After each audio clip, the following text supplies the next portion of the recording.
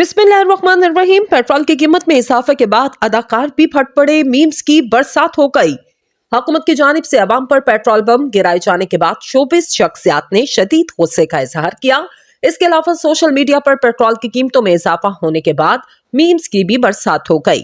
साबका गुलकारा राबी पीरजादा को मुल्क में पेट्रोल की नई कीमत सुनकर बानिए पाकिस्तान कायदे आजम की याद आ गई।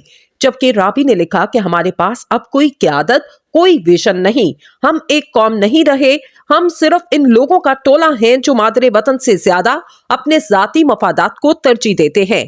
अदाकारा समीना पीरजादा ने ट्वीट में गुस्से का इजहार किया और कहा, पाकिस्तान की तरक्की में ही सबकी तरक्की है।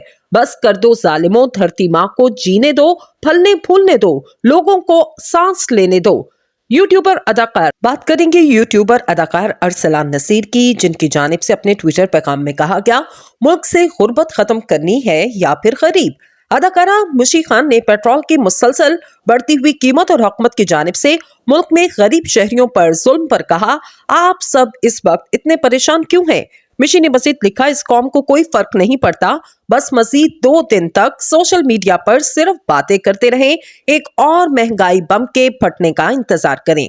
और बात कर लेते हैं सोशल मीडिया की, जहां पर मुख्तलिफ सारिफिन की जानिब से महंगाई पर मुख्तलिफ अंदाज में इजहार ख्याल किया गया। एक मीम आपके साथ शेयर करते हुए बताएं कि फरहान अली खान की जानिब से अपने ट्विटर पैगाम में कहा गया, लड़की मुझे सबसे महंगी जगह पर खाना खिलाने लेकर जाओ, जहां पर लड़का उसे तस्वीर में कहता है पेट्रोल पंप।